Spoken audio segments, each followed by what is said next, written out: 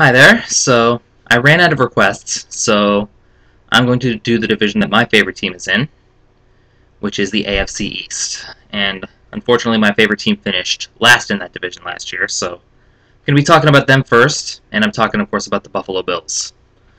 Um, don't see a whole lot going good for them this year. They don't really have a quarterback that I see as the quarterback of the future. I mean, Trent Edwards is probably going to be the starter again, with Ryan Fitzpatrick backing him up and possibly taking over if Edwards falters, but yeah, I don't see either of them doing a whole lot for this team. They may win a few games, I don't know, but I like Lee Evans as a receiver. He's a bright spot, and they still got Marshawn Lynch as a running back. As far as bright spots go, there are some spots in the defense that I like, especially the backs. When you got a team of McKee, McKelvin, Bird, and Whitner as your defensive backs, it tends to make the quarterback a bit nervous. So that's good. So that's going good for them, but fortunately I don't see Buffalo doing a whole lot overall. Okay, so the number 3 team in the AFC East last year was the Miami Dolphins, who is starting. They're starting Chad Henne this year, and they still have Chad Pennington, who was their starter last year, and for the past couple of years actually. This year they're probably going to go with Henne, but Pennington's still there in case something goes wrong. But and I mean, he doesn't have a whole lot to throw to. I mean, they did pick up Brandon Marshall, who was a great receiver, but that's pretty much all they got, really. There'll be a lot of Henne to Marshall hookups this year, I'm sure. And having the running back tandem of Ronnie Brown and Ricky Williams again will help. But Miami, I see them pretty much being about the same overall. Like Buffalo, they got a lot of bright spots on defense and a lot of holes in their defense too, so it's hard to tell. It could be an unpredictable year. I don't know how Henne might do, but yeah, I'm pretty much predicting an okay year for the Miami Dolphins. Which brings us to the New York Jets. They finished second last year and grabbed that last wild card spot and upset 2 pretty good teams to get to the AFC Championship game before being defeated by the Indianapolis Colts. They got through the Cincinnati Bengals and San Diego Chargers to get that far. So, I mean, what really impresses me about the Jets is the way they're coached. I mean, they got some good players. They got Mark Sanchez was a top rookie last year. The receivers they have, Cotchery, Braylon Edwards. That's the other guy I'm thinking of. They have 3 great receivers. I'm trying to remember the other one's name. Oh, Coles, of course, yeah. Oh, Holmes. That's what I'm thinking of, yeah. But they also have goals, so yeah.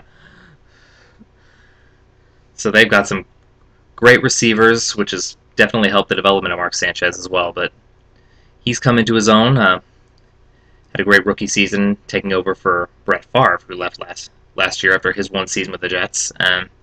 Sean Green, great running back, and what really impressed me, I was lucky enough to see the game that the Jets played against the Buffalo Bills in Toronto last year.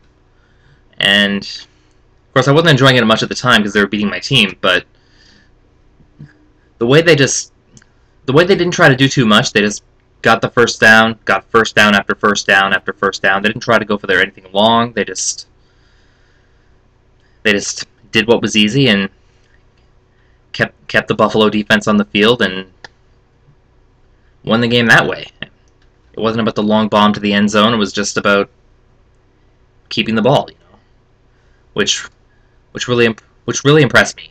And I mean, New York, they didn't seem like much at the time. They were kind of, I think they were 500 at the time I saw that game, but then they just kind of exploded in December and grabbed that last playoff spot. So for me, Rex Ryan, the Jets coach, was the coach of the year. Marvin Lewis of Cincinnati was the one who actually won the award, but my vote would have gone to Rex Ryan. I mean, like I said, they didn't have a whole lot of name power. They just kept the ball in their hands and won the games that way, which really impressed me. And this year they picked up LaDainian Tomlinson to get some of the carries, who was a big star for the San Diego Chargers for years.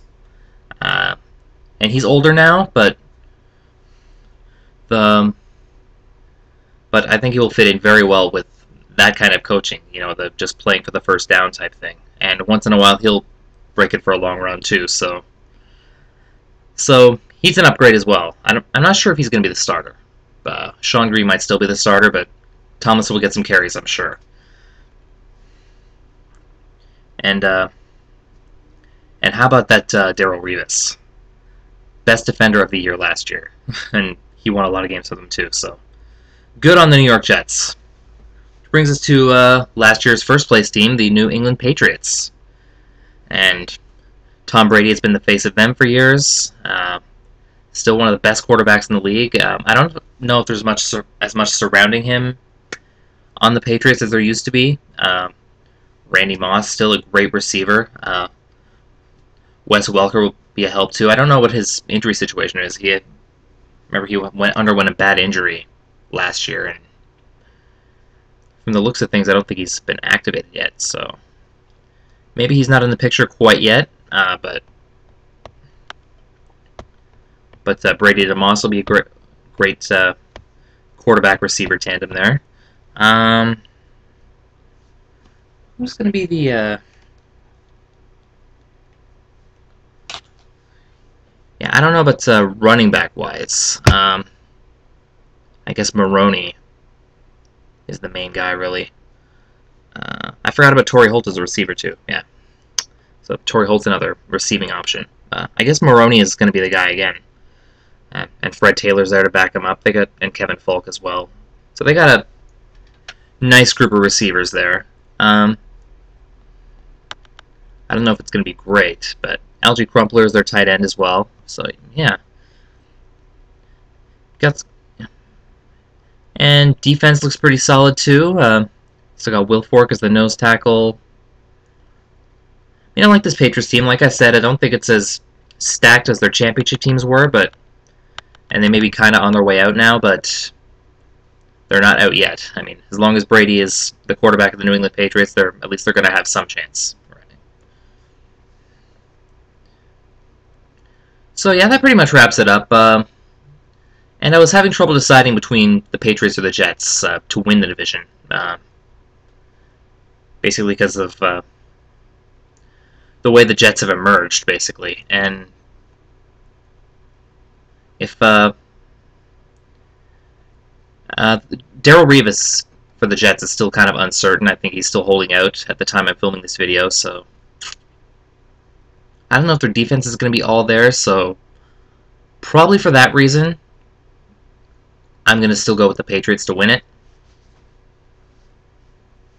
Probably for that reason. I still think the Jets are going to be a great team, and they're going to do more of what they do best, just playing for the first down, but overall, the Patriots kind of have the experience still, and